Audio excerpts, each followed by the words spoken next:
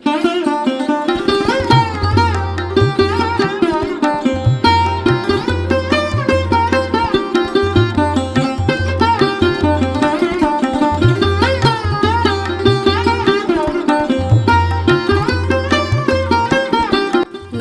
আমার প্রিয় দর্শকেরা, আজকে তোমাদের জন্য নিয়ে এসেছি শ্রাবণ মাসের দ্বিতীয় সোমবারের বাবা ভোলানাথের পুজো, সঙ্গে শ্রাবণ মাসের বাবা ভোলানাথের ব্রত কথা। যারা যারা শ্রাবণ মাসে বাবা ভোলানাথের পুজো করছো তারা কিন্তু একবার হলেও এই ব্রত কথা সোমবার করে অবশ্যই শুনবে। শুনলে খুবই ভালো, আর বাবা ভোলানাথ খুবই খুশি হয় আর সন্তুষ্ট হয়। তো চলো বন্ধুরা, আর দেরি না করে বাবা ভোলানাথের সমস্ত পূজার সামগ্রী রেডি করি, আর বাবা ভোলানাথের পুজোও শুরু করব, আর তোমাদের সঙ্গে ব্রত কথাটাও বলবো। তো চলো আর দেরি না করে ব্রত কথাটা শুরু করে দিই। শ্রাবণ সোমবারের শিব ব্রত কথা। পুরাকালে অমরপুর নামে একটি নগরে এক ধনী ব্যবসায়ী বসবাস করতেন। দূর দূরান্তে তার নাম, যশ, ব্যবসা ছড়িয়ে পড়েছিল। ঐশ্বর্য, যশ, নাম, সম্মান সমস্ত কিছু থাকা সত্ত্বেও সেই ব্যবসায়ীটি ছিল অত্যন্ত দুঃখী একজন মানুষ। কারণ তিনি ছিলেন নিঃসন্তান।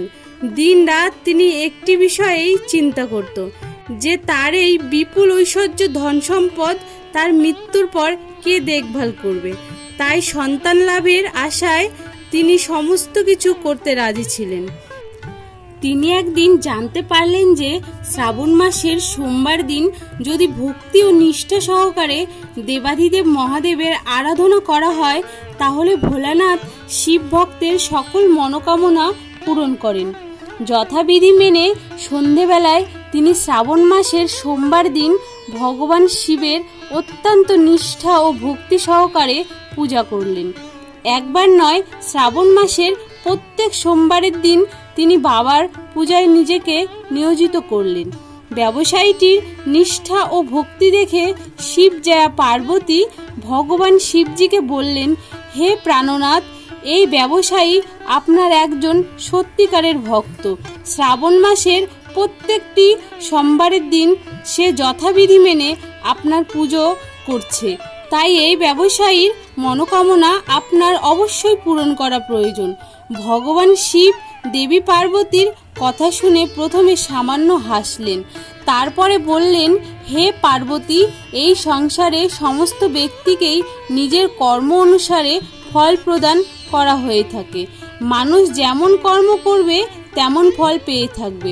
ভগবান শিবের এই কথা শোনার পরেও পার্বতীজি অত্যন্ত আগ্রহের সঙ্গে বলল, আপনাকে কিন্তু আপনার এই ভক্তের অবশ্যই মনোকামনা পূরণ করতে হবে, কারণ আপনার এই ভক্ত অন্য 5 জনের থেকে অনেকটাই আলাদা।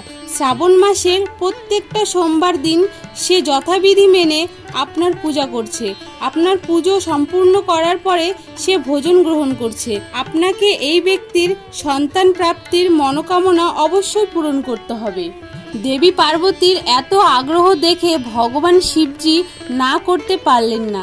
তিনি বললেন, ঠিক আছে, আমি এই ব্যবসায়ীটিকে সন্তান প্রাপ্তির বরদান করছি, কিন্তু তার এই সন্তান 16 বছরের অধিক জীবিত থাকবে না।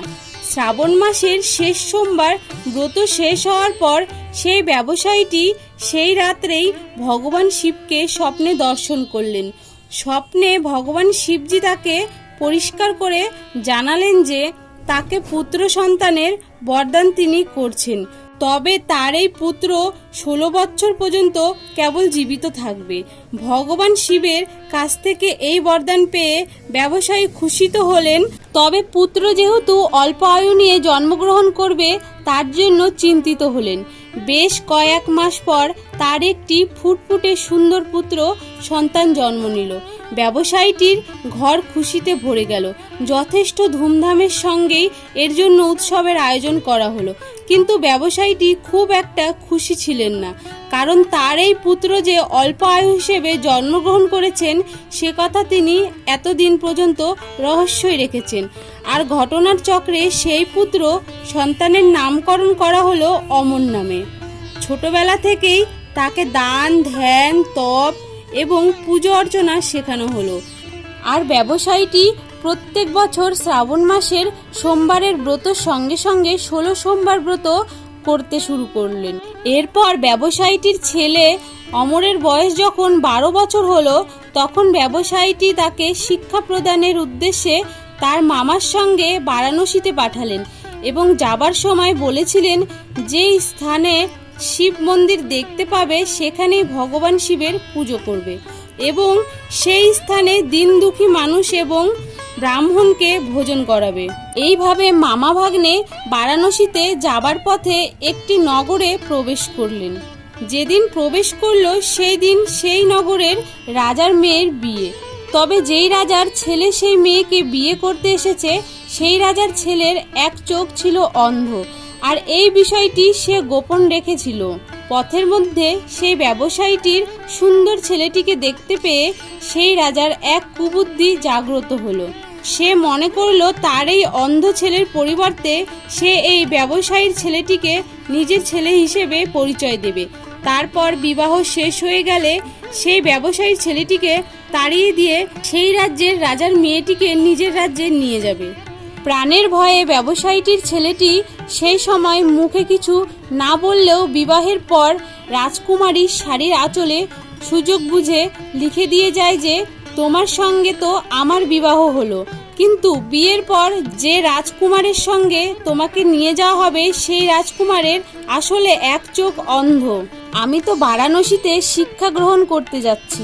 বিবাহ সম্পূর্ণ হবার পর পরের দিন সেই ব্যবসায়ীর পুত্রকে তাড়িয়ে দেওয়া হয়, কিন্তু রাজকুমারী যেহেতু আসল সত্য জেনে ফেলেছে, তাই সে রাজার অন্ধ পুত্রের সঙ্গে যেতে রাজি হয় না, বরং ব্যবসায়ীর পুত্র অমরকেই নিজের স্বামী মনে করে তার জন্য প্রতীক্ষা করতে থাকে।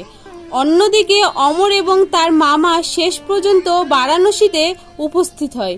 সেখানে 4 বছর ধরে অমর শিক্ষা গ্রহণ করে এবং যখন তার 16 বছর পূর্ণ হয় সেই দিনই ভগবান শিবের স্বপ্নাদেশ সত্য হয়, অর্থাৎ অমরের মৃত্যু হয়।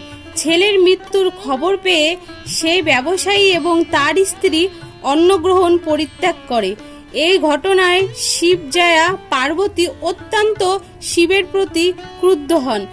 তিনি ভগবান শিবের উদ্দেশ্যে বলেন, যে ব্যক্তি আপনার সারা জীবন ধরে নিষ্ঠা ও ভক্তি সহকারে পূজা করলো, যার পুত্র একইভাবে আপনাকে পুজো করে আসছে, তার প্রতি আপনি এই রূপ বিরূপ হলেন কিভাবে? ভগবান শিবজি বললেন, এ তো বিধির বিধান, যা হবার তা হবেই। এই কথায় পার্বতীজি আরো ক্রুদ্ধ হলেন। তিনি বললেন, তাহলে ভক্তির কি কোনো অর্থ নেই? এরপর থেকে তো কোনো ব্যক্তি আর ভক্তির প্রতি বিশ্বাস রাখবে না। ভগবান শিবজি দেবী পার্বতীর এই রূপ আগ্রহ দেখে শেষ পর্যন্ত সেই ব্যবসায়ীর পুত্র অমরকে জীবিত করলেন। ব্যবসায়ীর পুত্র অমর শিক্ষা সমাপ্ত হবার পর যখন নিজের বাড়ি ফিরতে শুরু করলেন, সেই সময় পথের মধ্যেই সেই প্রতীক্ষরত রাজকুমারী এবং রাজার বিপুল ধন সম্পদ নিয়ে নিজের নগরে প্রবেশ করলেন। ভগবান শিবজি সেই ব্যবসায়ীটির আবার স্বপ্নে দেখা দিলেন এবং দেখা দিয়ে বললেন, তোমার ভক্তি ও নিষ্ঠায় আমি প্রসন্ন হয়েছি, তাই বিধাতার বিধির লিখন শেষ পর্যন্ত আমাকে বদলাতে হয়েছে। তোমার মতনই এই রূপ কোনো ব্যক্তি যদি আমার প্রতি পূর্ণ বিশ্বাস রেখে নিষ্ঠা ও ভক্তি সহকারে শ্রাবণ সোমবারের ব্রত রাখে, ব্রত সমাপ্তির পর শ্রাবণ সোমবারের এই ব্রত কথা শ্রবণ করে, তাহলে নিশ্চিত রূপে তার মনের অভীষ্ট ইচ্ছা পূরণ হবে। তো বন্ধুরা, বাবা ভোলানাথের শ্রাবণ মাসের ব্রত কথা এখানেই সমাপ্ত হলো। আর তোমরা তো শ্রাবণ মাসের ব্রতকথার মধ্যে শুনতেই পারলে যে বাবা ভোলানাথ নিজেই বলেছে শ্রাবণ মাসের ব্রত করে নিয়ে এই ব্রতকথা শুনলে বাবা ভোলানাথ ভীষণই খুশি হন। সেই জন্যই এই ব্রতকথা সবাইকে একবার করে হলেও শ্রাবণ মাসের সোমবার করে শোনা দরকার। কারোর যদি ইচ্ছা হয় সে প্রতিদিনও শুনতে পারবে, কিন্তু শ্রাবণ মাসের সোমবারের দিন পূজা করে নিয়ে একবার করে শোনার কিন্তু নিয়ম রয়েছে। যারা যারা জানো না এখন তো জানতে পারলে আমার ভিডিও দেখে, তারা কিন্তু অবশ্যই একবার হলেও সোমবার করে শুনবে। শুনতেও ভীষণ ভালো লাগে আর শুনলে দেখবে মনটাও ভীষণ ভালো লাগবে। আর বাবার ব্রতটাও একদম পুরাপুরি হয়ে যাবে কমপ্লিট এই ব্রত কথাটা শুনলে পরে পূজার পরে।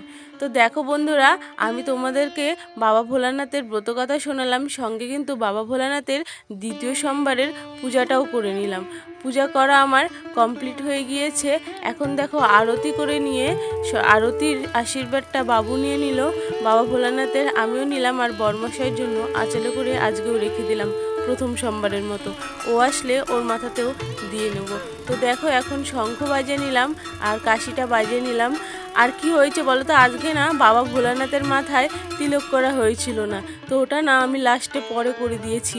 পরে আমার মনে পড়েছে আজকের বাবা ভোলানাথের পুজো আর ব্রত কথা যদি তোমাদের একটুও ভালো লেগে থাকে, অবশ্যই একটা লাইক একটা কমেন্ট করে যেও, তাহলে আমি ভীষণই খুশি হব। আর আজকের বাবা ভোলানাথের ভিডিওটা এখানেই শেষ করছি। কালকে আবার তোমাদের সঙ্গে দেখা হচ্ছে সুন্দর আরেকটি কোনো ভিডিওর সঙ্গে। সবাইকে জয় রাধা মাধব, নমস্কার। সবাই খুব ভালো থেকো।